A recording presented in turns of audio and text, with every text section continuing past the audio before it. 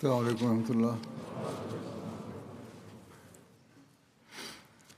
أشهد أن لا إله إلا الله وحده لا شريك له وأشهد أن محمدا عبده ورسوله.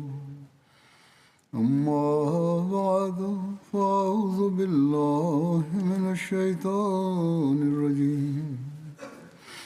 بسم الله الرحمن الرحيم.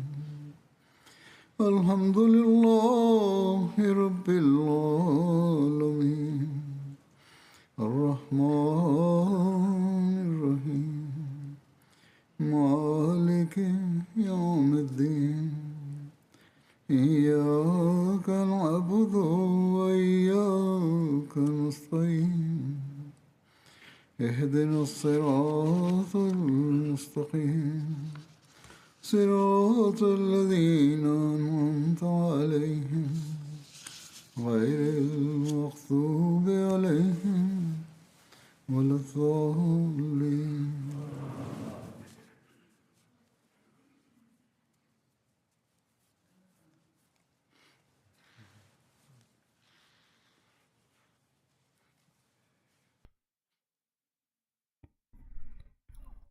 Avec quel soin le Messie premier salam inculquait-il à ses compagnons l'importance de la gratitude?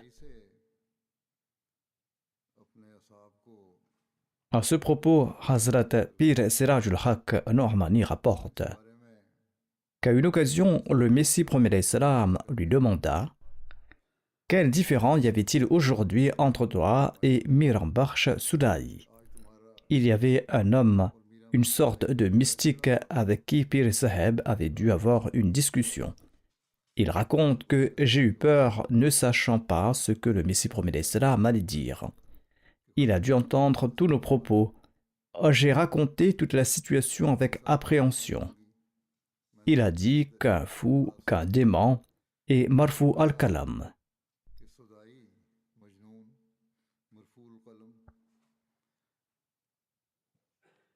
C'est-à-dire, c'est une personne qui n'est pas en pleine possession de ses facultés mentales et à qui, selon la charia, les bonnes et les mauvaises actions ne sont pas imputées. Et cette personne n'a aucune responsabilité pour ses péchés. Le Messie premier salam déclare que il existe de telles personnes. Alors, en pareille situation, quelles que soient les paroles prononcées par ces personnes, elles n'ont absolument aucune responsabilité. Ces personnes sont dénuées de la raison saine. Comment pourraient-elles être tenues responsables?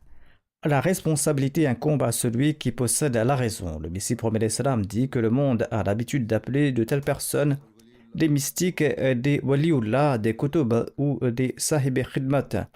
Mais les gens ont tort de leur donner de tels titres parce que ces personnes ne sont ni des saints ni des amis de Dieu. Ce sont des gens démunis, c'est-à-dire qu'ils sont privés de toutes les bénédictions divines.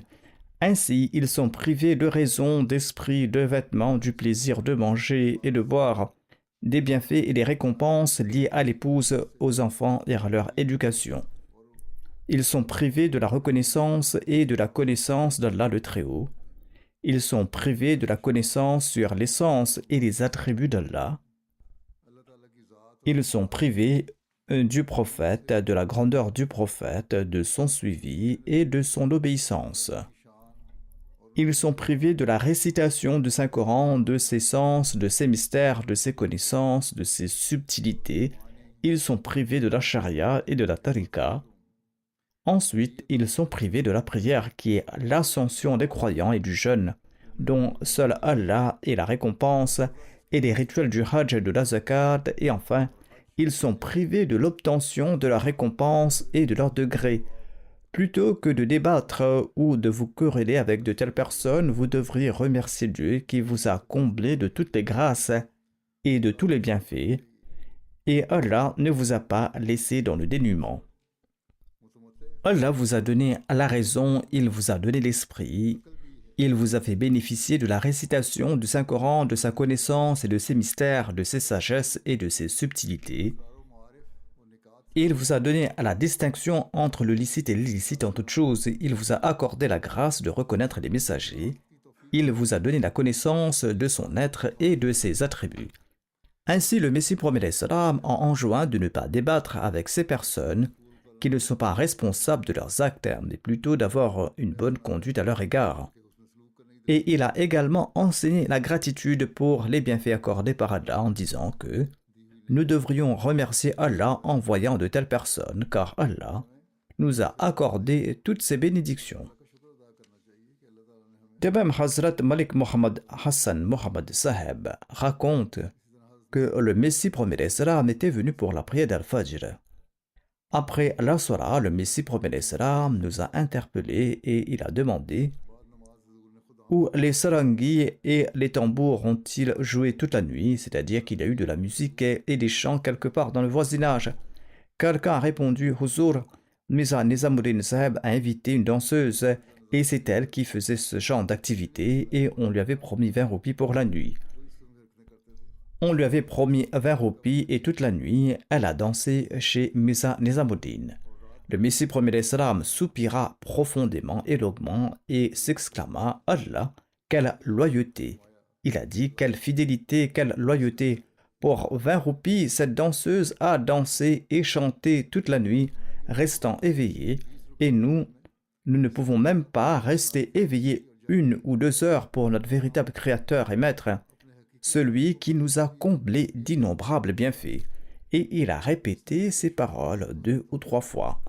En observant l'acte de ces femmes de spectacle, son attention s'est tournée vers l'accomplissement du droit d'Allah et il a exprimé avec une grande douleur que ces gens sacrifient leur sommeil pour quelques roupies et nous ne remercions même pas Allah pour ses innombrables bienfaits.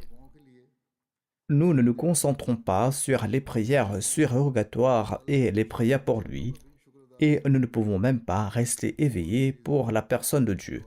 Au contraire, nombreux sont ceux qui font preuve de négligence même dans l'acquittement de leur prière obligatoire. Il leur est difficile de se lever pour la prière d'Al-Fajr. Par conséquent, chaque Ahmadi doit s'interroger à cet égard. Dans quelle mesure accomplissons-nous notre devoir de gratitude envers Allah, le Tout-Puissant?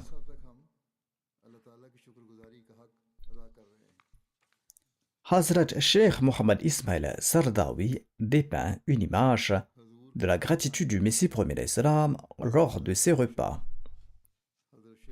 Il rapporte que l'habitude du Messie promet salam était de dire Subhanallah, Alhamdulillah en mangeant, et il mangeait comme s'il cherchait quelque chose, c'est-à-dire que même à ce moment-là, à chaque bouchée, il exprimait sa gratitude en se remémorant les bienfaits d'Allah le Tout-Puissant. Hazrat Muslim Maud a déclaré à ce propos que nous avons également vu le Messie promet salam. Lorsqu'il mangeait du pain, il avait l'habitude d'en casser un petit morceau et de le mettre dans sa bouche et de le mâcher soigneusement jusqu'à ce que ses dents puissent l'écraser. Et il n'avait pas l'habitude de prendre de grosses bouchées. Au contraire, il prenait toujours de petites bouchées. Et tandis qu'il mâchait longuement cette première bouchée, il prenait un autre morceau de pain et le malaxait dans sa main tout en disant Subhanallah, Subhanallah. Quelque temps après, il prenait un morceau de ce pain, y mettait de la sauce et le portait à sa bouche. Hazrat Sayyid Zainul Abidin Waliullah Shah Saheb relate que, en raison de mon jeune âge et aussi parce que le Messie promet salam hébergeait mon père Hazrat Dr. Sayyid Abdus Sattar Shah Saheb en tant qu'invité chez lui, nous vivions dans la maison du Messie promet salam comme les membres d'une même famille. Nous allions et venions librement et dormions chez le Messie promet salam. Il relate que je me souviens très bien que dès qu'une épidémie de peste apparaissait dans la région ou dans la ville, le Messie promet salam non seulement ordonnait le nettoyage de sa propre maison, mais prenait également des dispositions pour celui de l'internat. Et de même, il ordonnait à tous ses compagnons d'organiser dans leur maison la destruction des germes à l'aide de soufre, de feu, de phénol et de ghoul. Ce dernier est en fait une gomme d'arbre utilisée pour la fumigation et la destruction des germes. Il avait l'habitude de dire qu'avoir recours aux moyens est aussi une façon de remercier Allah pour ses bienfaits. C'est aussi une grâce d'Allah et il faut le remercier d'avoir créé des choses qui sont des remèdes à ces maladies pour purifier les pollutions et les impuretés ou les poisons qui se répandent dans l'environnement lors de ces épidémies. Il disait que nous devrions également remercier Allah pour cette bénédiction et que cela équivaut à obéir à son commandement.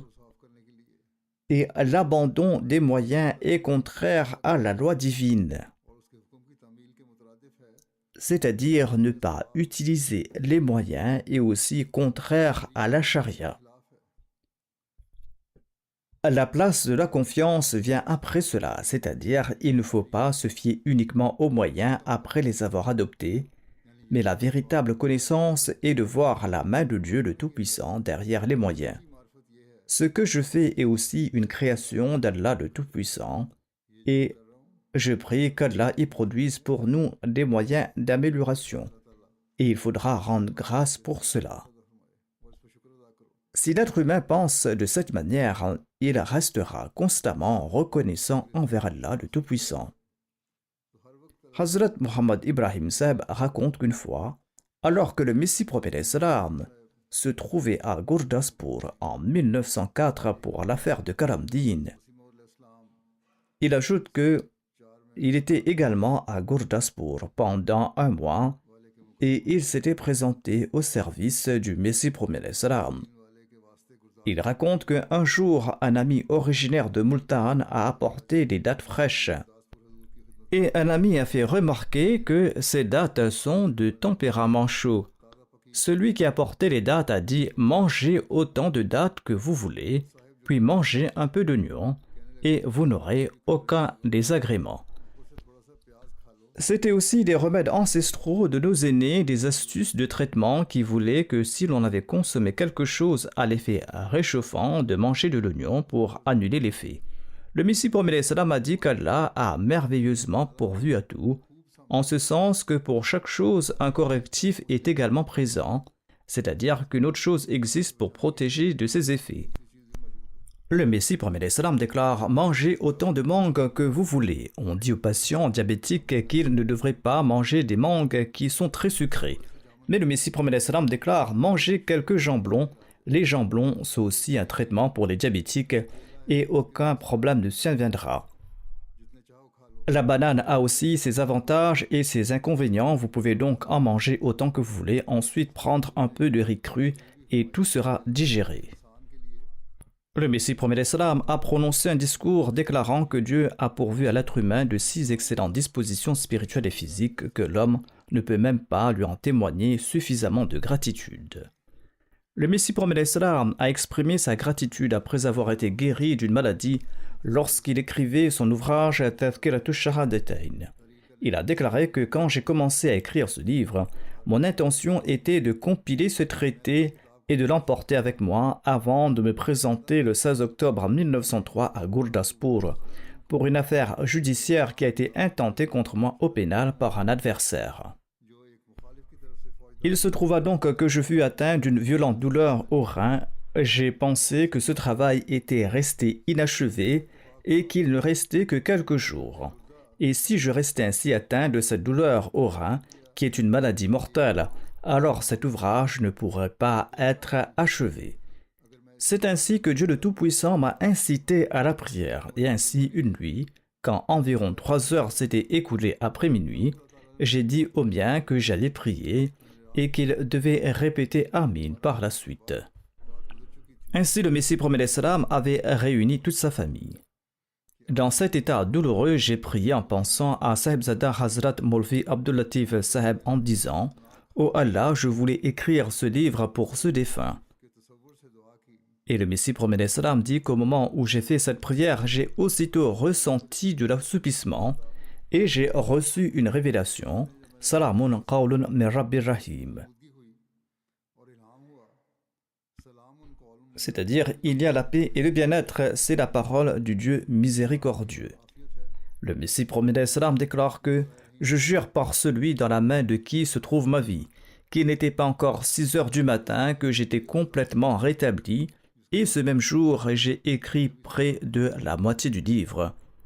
Alhamdulillah ala zalik. Un aspect lumineux du caractère du Messie promet salam est aussi que sa nature était si empreinte de bienveillance et de gratitude qu'il avait l'habitude d'exprimer ses remerciements pour des services et des paroles en apparence insignifiants. Maulvi Abdul Karim Sahib raconte que la chose la plus étrange et la plus intéressante de cette semaine-là, qui se soit produite et qui a considérablement renforcé notre foi, fut la réception d'une lettre adressée au Messie promis alayhi salam. Dans cette lettre, il y avait des preuves solides et des détails que dans la région de Jalalabad, dans la région de Kaboul, se trouve la plateforme du prophète Yus Asaf, et qu'il est connu là-bas que ce prophète est venu ici de la Syrie il y a 2000 ans de cela, et que l'État de Kaboul avait accordé un domaine au nom de cette plateforme. Il n'y a pas lieu de donner plus de détails, écrit Maulvi Sahib. Le Messie premier salam était très heureux de cette lettre.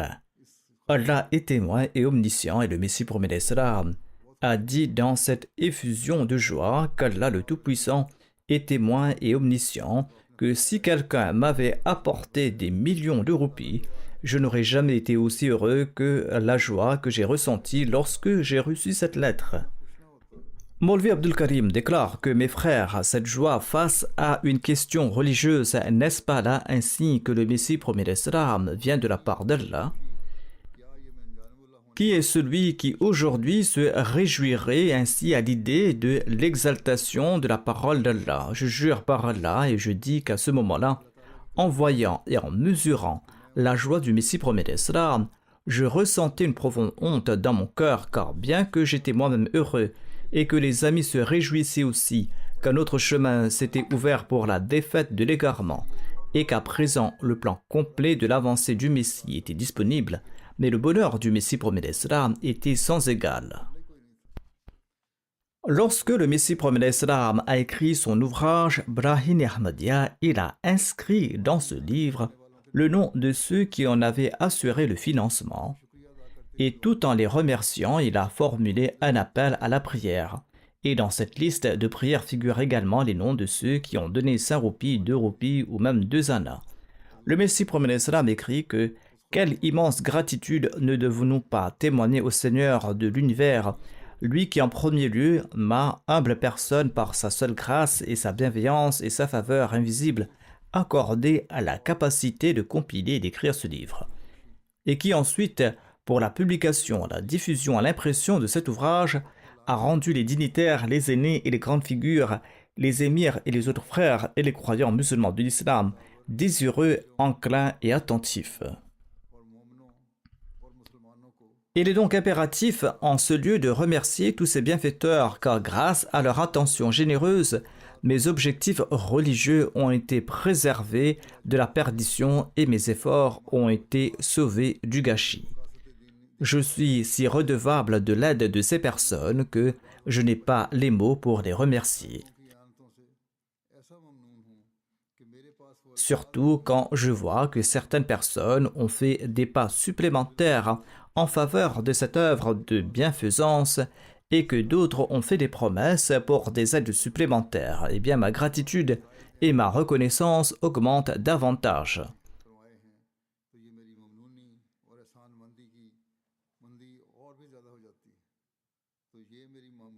Ensuite, le Messie premier salam a également inscrit les noms de ceux qui avaient apporté leur aide et il a déclaré à ce propos que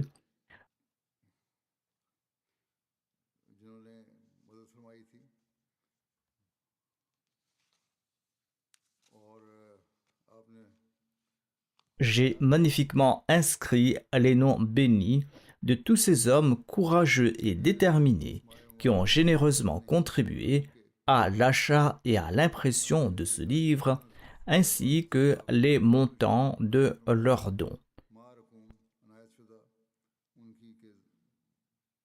Et cette pratique se poursuivra, dit le Messie prophète salam, se poursuivra à l'avenir jusqu'à l'achèvement de l'impression du livre, c'est-à-dire que je continuerai à inscrire les noms tant que la marque de bienfait et de générosité de ce livre demeurera dans les annales de l'histoire. Tant que les gens continueront à bénéficier de ce livre, ces noms seront inscrits afin que les gens continuent à prier pour eux. Car, dit-il, chaque personne qui tire profit de ce livre et qui en trouve de la joie se souvienne de moi et de mes assistants dans ses prières bienveillantes. Afin que quiconque en tire profit continue de prier pour moi et pour mes assistants, a dit le Messie premier alayhi salam.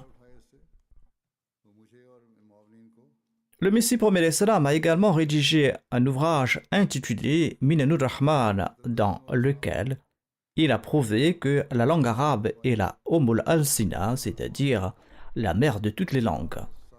À cet égard, remerciant les amis qui l'ont aidé à trouver des références, il déclare que « Je ne peux manquer de remercier ici nos amis qui nous ont aidés dans ce travail pour prouver la parenté des langues. C'est avec une immense joie que je déclare que mes amis sincères ont fait preuve d'un tel dévouement pour établir la parenté des langues, qu'il restera assurément une œuvre mémorable dans ce monde tant que celui-ci existera. Ces hommes de Dieu m'ont courageusement consacré leur temps précieux et, jour et nuit, avec une immense diligence et labeur, ils ont mené à bien cette œuvre grandiose.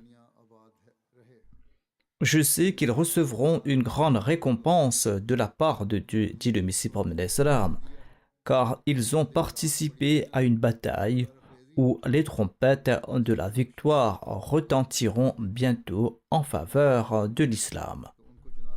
Donc chacun d'entre eux est digne de recevoir un insigne divin. Je ne peux décrire cette faculté qui les poussait à chaque assemblée à parcourir intérieurement des centaines de lieues pour dégager un point commun, puis à revenir avec succès pour présenter le don d'un mot commun. C'est ainsi que les langues du monde se sont rassemblées chez nous. Le Messie prophète salam déclare que je n'oublierai jamais que dans cette œuvre grandiose, nos amis sincères ont apporté une aide dont je n'ai pas les mots pour exprimer l'étendue. Et je prie Dieu le Tout-Puissant d'accepter leurs efforts, de les accepter pour lui-même et de les garder toujours à l'abri d'une vie souillée et de leur accorder sa tendresse et sa ferveur et d'être avec eux. Amin, thumma amin, a dit le Messie prophète salam. Et par la suite, le Messie prophète salam a mentionné les noms de ceux qui l'ont soutenu. En tête de liste, il a mentionné Hakim Maulvi Nuruddin, ensuite Maulvi Abdul Karim et de nombreux compagnons.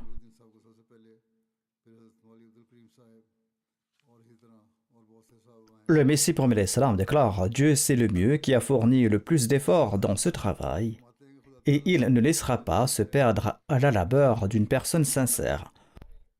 Cependant, pour autant que mon savoir et mon observation me l'indiquent, ce sont les efforts les plus importants de nos frères Hakim Maulvi Nuruddin Saheb et de Maulvi Abdul Karim Saheb qui, ayant abandonné tous leurs liens, sont présents auprès de moi depuis plusieurs mois pour ce travail. Et Hazrat Maulvi Nuruddin Saheb n'a pas seulement fait preuve d'une telle sympathie, mais il a aussi acheté et commandé à ses frais d'excellents livres en langue anglaise pour cette tâche et il a rassemblé un stock de livres précieux dans ce même objectif.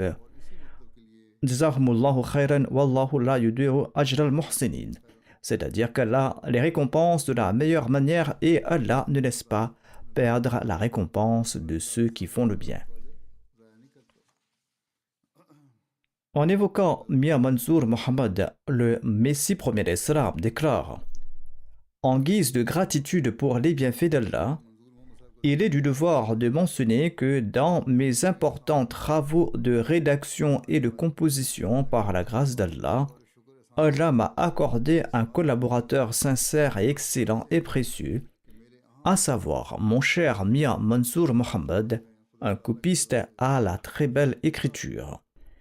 Il ne travaille pas pour ce monde, mais uniquement par amour pour la religion, et il a émigré de sa patrie pour s'installer ici à Qadian. Et c'est une très grande grâce d'Allah que j'ai pu trouver un aide aussi dévoué et actif selon mes désirs, de sorte que je peux recourir à ces services de copiste à tout moment, de jour comme de nuit. Et il accomplit ce service avec dévouement total pour la satisfaction d'Allah le Tout-Puissant. C'est la raison pour laquelle, en ce temps de guerre spirituelle, des salves sont tirées sur les opposants de ma part par le biais de traités qui vainquent les ennemis. Et en vérité, rendre de tels moyens de soutien disponibles est aussi un signe de la part d'Allah. Quelle que soit la direction d'où l'on regarde, toutes les bonnes dispositions ont été prises pour moi. Et dans l'écriture, j'ai reçu une telle puissance que c'est comme si ce n'était pas moi, mais des anges qui écrivaient, bien qu'en apparence, ce soit de ma propre main. Le Messie premier d'Islam ne laissait échapper aucune opportunité pour remercier ceux qui faisaient même le bon travail parmi ses compagnons. Et le Messie premier d'Islam louait ses compagnons, disant qu'ils m'ont aidé et que ce travail est devenu facile pour moi. Hazrat Sheikh Yaqub Ali Sahib Irfani rapporte que le Messie premier d'Islam appréciait toujours les petites tâches des serviteurs et il les encourageait. Et il les rémunérait au-delà de leurs efforts. Durant les périodes où il était nécessaire d'imprimer ou de publier un livre au magazine rapidement et en urgence et que le travail se prolongeait la nuit, le Messie premier d'Islam fournissait avec une attention particulière du lait et d'autres provisions à ceux qui travaillaient avec lui à la presse sur ces tâches. Il leur donnait également des salaires plus élevés que d'habitude et en reconnaissance de leur travail, il exprimait non seulement sa satisfaction mais aussi sa gratitude. Hazrat Muslim Maud écrit que le cœur des prophètes est très reconnaissant, ils ressentent une grande gratitude même pour la moindre des choses. Le Muslim Maud rapporte: j'ai observé que lorsque les livres du Messie premier d'Islam étaient imprimés jour et nuit, malgré le fait qu'il ne dormait pas du tout pendant plusieurs nuits, quand quelqu'un apportait des épreuves de relecture la nuit, à son appel, le Messie premier d'Islam se levait lui-même pour aller les prendre et disait en même temps: Jazakallahu ahsan al-jaza. Il a tant souffert, ces gens endurent tant de souffrances que Dieu les récompense en bien alors que lui-même il restait éveillé toute la nuit. Le musulman déclare que il s'est endormi à plusieurs reprises en voyant le Messie premier d'Islam travailler. Il a déclaré que quand ses yeux s'ouvraient, il voyait le Messie premier d'Islam toujours à l'œuvre, même jusqu'au matin. Bien que d'autres personnes travaillaient pour Dieu, le Messie premier d'Islam ressentait leur souffrance. Pourquoi cela? Parce que le cœur des prophètes est empli d'un grand sentiment de gratitude. Ensuite, Hazrat Mirza Bashir Ahmad Sahib raconte que Hafiz Nabi Bakhsh Sahib, résident à Fazullah Chak, a raconté qu'une fois, que le Messie premier d'Islam s'était rendu dans son jardin pour se promener. À ce moment-là, il tenait dans sa main bénie un bâton de saule. Et pour faire tomber des fruits d'un arbre, il frappa l'arbre de ce bâton, mais le bâton s'est coincé dans l'arbre, il l'avait lancé de loin. Et le bâton s'est accroché et s'est retrouvé bloqué de telle manière qu'il était impossible de le faire tomber. Le bâton ne tombait pas, on a tenté de le faire, mais sans succès. Nabi Bakhsh Sahib raconte que j'ai dit au Messie premier d'Islam que je vais monter sur cet arbre pour faire descendre ce bois. Et je suis monté prestement et j'ai rapporté le bâton béni.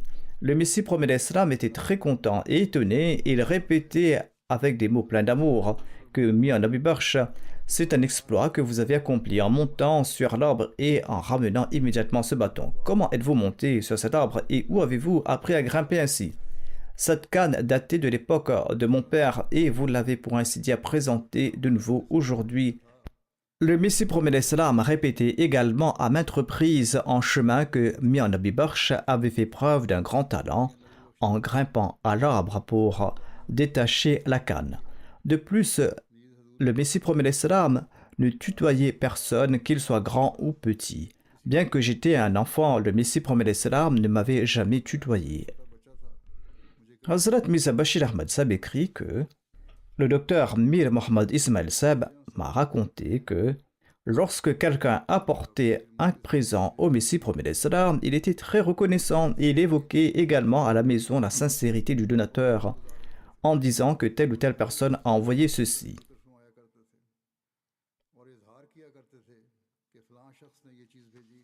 Concernant la manière dont il exprimait sa gratitude même pour de petits présents, Hazrat Mirza Bashir Ahmad Sab rapporte que l'épouse de feu, le docteur Khalifa Rashiduddin, a consigné par écrit qu'une fois, le docteur Khalifa Rashiduddin, ayant pris 3 mois de congé, est venu d'Agra à Qadian.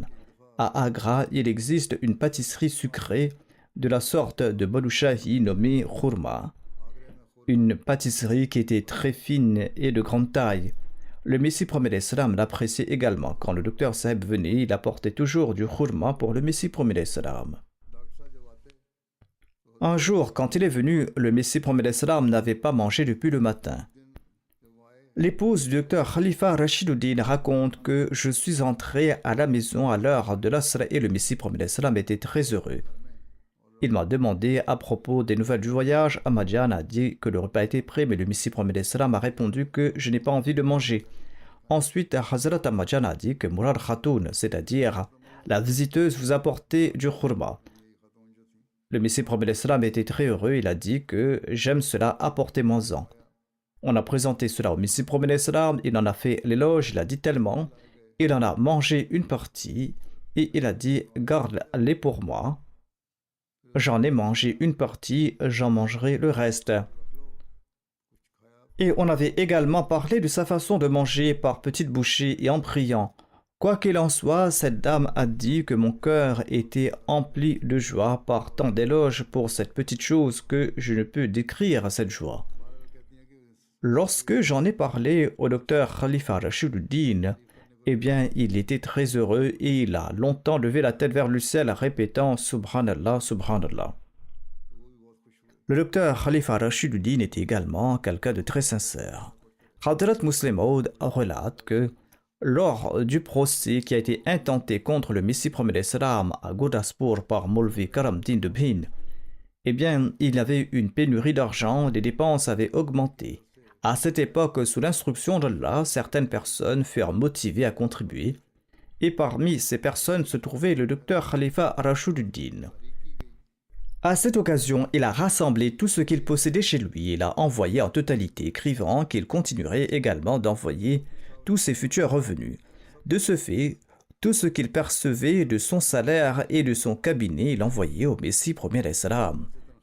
Un ami qui était son invité à l'époque a raconté que vous envoyez tout là-bas sans rien garder pour vous.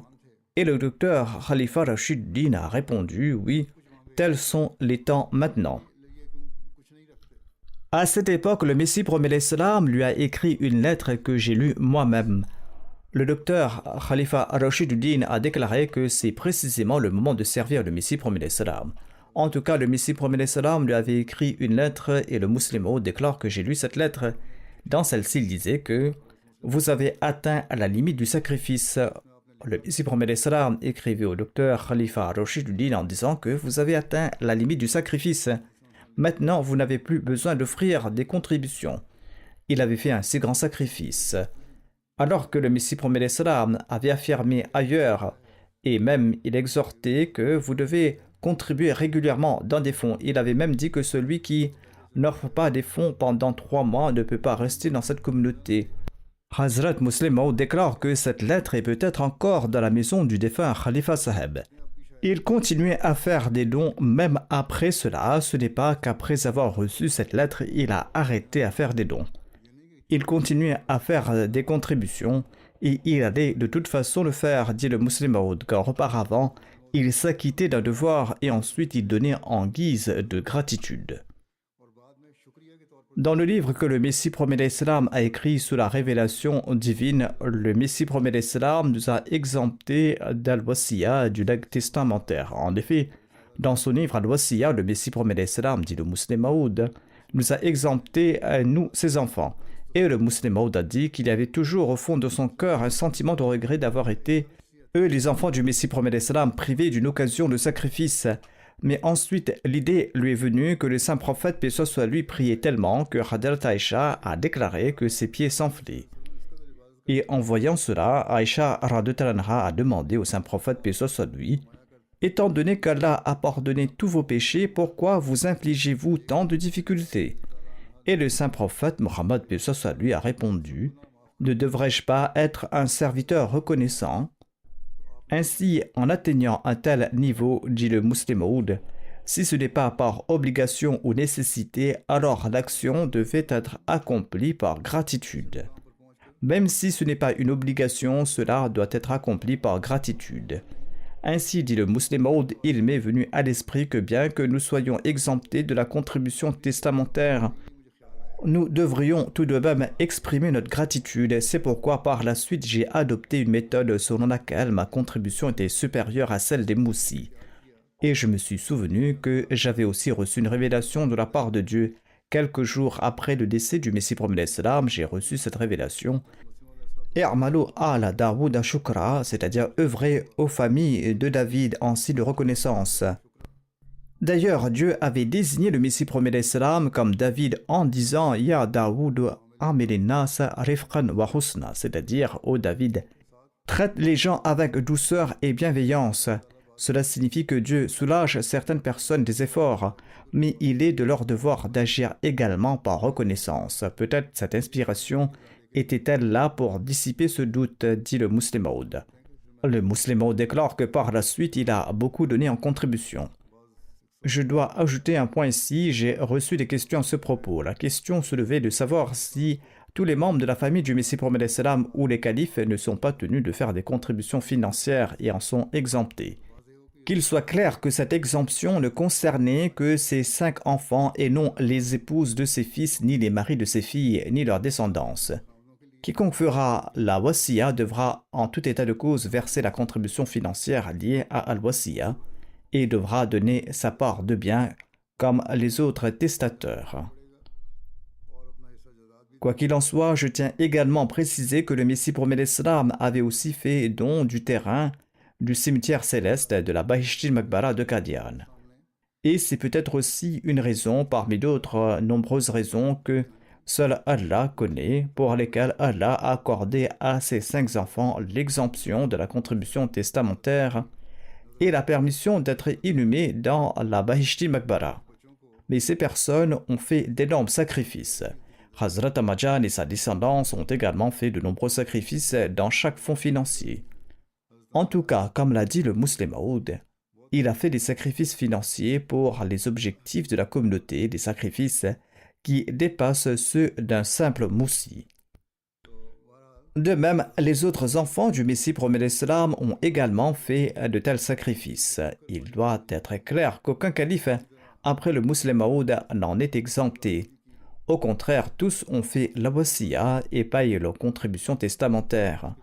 De même, tous ont participé aux autres initiatives lancées par les califes et ils y ont pris part activement et généreusement selon leurs moyens.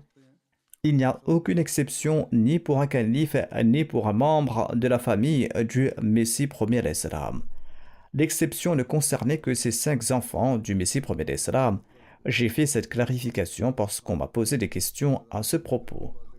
Hazrat Mirza Bashir Ahmad Sahib déclare que Munshi Abdul Aziz Sahib Ojwali m'a affirmé par écrit que lorsque Maulvi Mohammad Hussein Batalvi avait intenté un procès pénal contre le Messie premier d'Islam, Le Messie promet l'Islam, qui résidait alors chez Khan Saheb Ali Mohammed Saheb, un retraité, dans la maison attenante à la mosquée Hajama, eh bien, moi, ainsi que Mia Jamaluddin, Imamuddin et Khairuddin, tous résidant en Sekouan, étaient avec le Messie promet l'Islam, et les autres amis séjournaient ailleurs.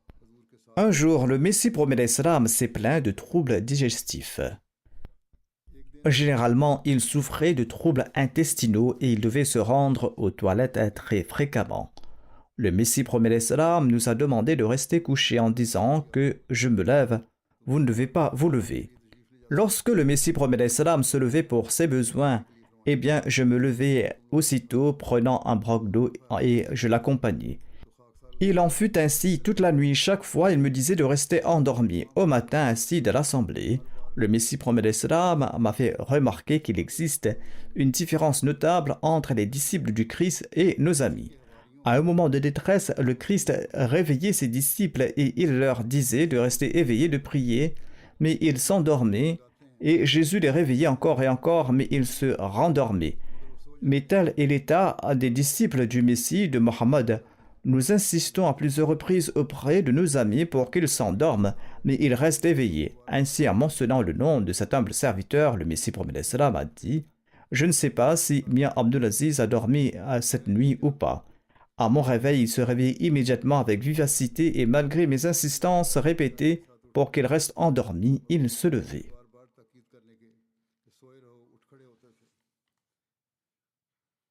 Hazrat Mirza Bashir Ahmad Saheb a commenté à ce propos. Il a déclaré que Jésus de Nazareth a dit, et c'est vraiment vrai, que l'arbre se reconnaît à ses fruits. Alors toute personne non partisane devra admettre que le doux fruit produit sous l'influence du Messie promet l'Islam n'a absolument pas pu être produit par l'influence du Messie de Nazareth. Les souffles sanctifiés du Messie promet l'Islam ont créé une communauté de milliers et de millions de personnes qui considéraient le sacrifice de leur vie pour lui comme le plus grand des honneurs et le considèrent même encore aujourd'hui. C'étaient des personnes qui étaient prêtes et qui le sont encore à sacrifier tout leur confort et leur quiétude pour la moindre de ces peines.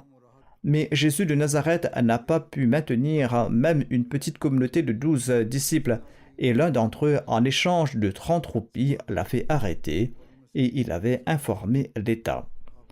Hazrat Inayatullah Saheb raconte que lorsqu'il est venu pour la première fois à Qadian, il avait apporté une fiole de parfum. Il voyageait à pied. Il relate qu'après avoir passé la nuit à Batala en regardant la fiole, il a constaté que tout le contenu, à l'exception d'une seule goutte, s'était perdu. « J'étais très désolé, dit-il, à l'heure de la prière du soir, lorsque le Messie promet l'Islam est monté sur le toit de la mosquée Moubarak, j'ai serré sa main et quand j'ai commencé à le masser, j'ai dit que j'avais apporté ce flacon de parfum, mais qui s'était vidé en cours de route. J'ai présenté ce flacon au Messie promet l'Islam tel quel avec une seule goutte. Et il m'a dit, tu as obtenu à la récompense d'un flacon entier. Jazakallah. Hazrat Mohammad Ismail Saheb relate qu'il avait environ 20 ans lorsqu'il était à Gurdaspur. Le verdict allait être rendu dans l'affaire de Karamdin Jelmi de Bhin, une localité qui se trouve aujourd'hui dans le district de Jehlam de Chakwal. Quoi qu'il en soit, le jugement de son affaire devait être prononcé. Je suis arrivé de mon village là-bas. La veille, le Messie promet l'Islam séjournait dans une villa. C'était l'été. Le Messie promet l'Islam était assis dans une pièce. Mon père, Mia Jamaluddin, Mia Mohammeddin Sekwani, ainsi que Chaudi Abdulaziz étaient également présents là-bas. Je suis parti éventer le Messie promet l'Islam.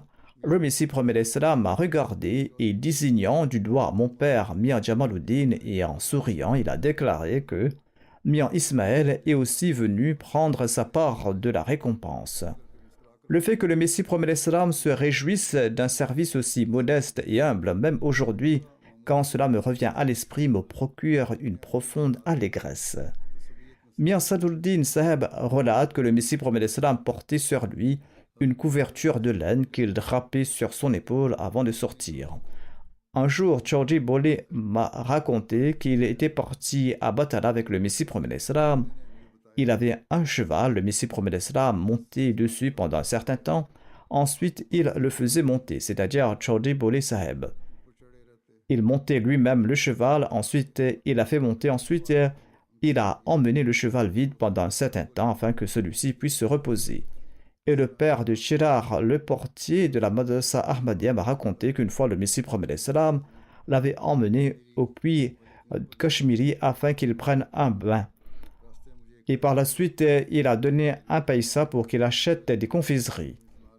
Il racontait donc cette histoire d'événement, mais la véritable histoire de gratitude commence ici. Il dit qu'il m'a donné de l'argent pour que j'achète ces friandises, je les ai rapportées et il a divisé cela en deux parts et il m'a donné une part. Et j'ai refusé d'en prendre. Mais il m'a dit, est-ce que je vais manger tout cela tout seul?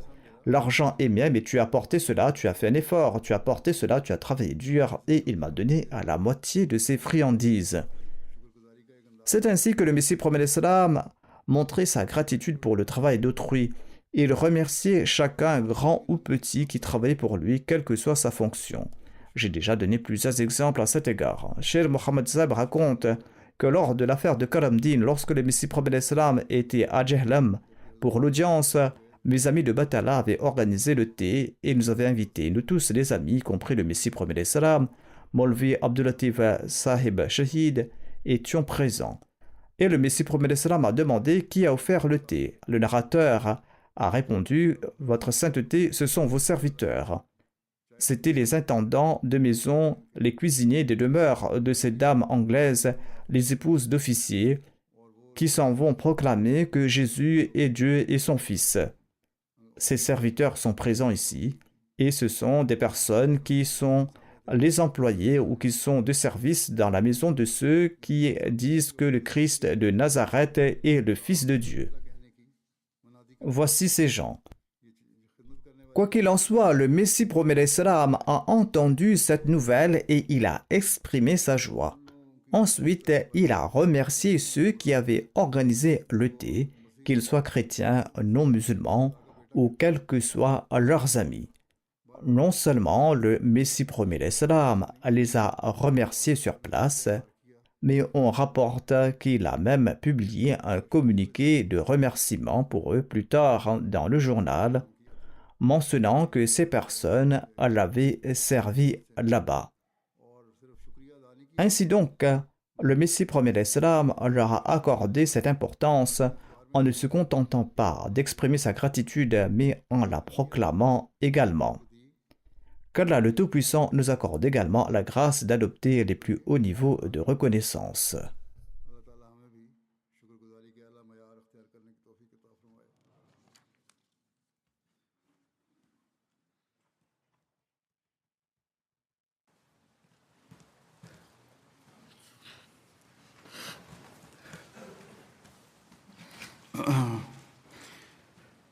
Alhamdulillah.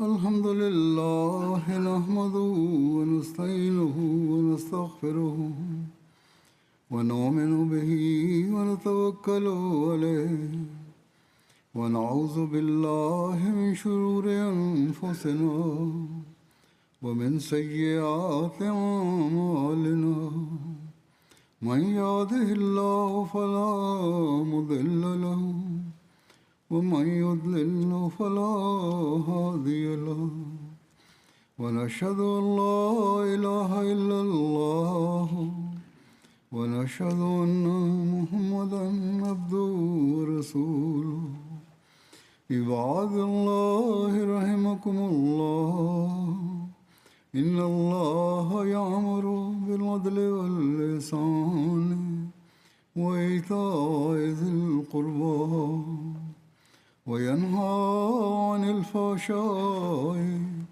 والمنكر والبغي يعظكم لعلكم تذكرون اذكروا الله يذكركم وادعوه يستجب لكم ولذكر الله أكبر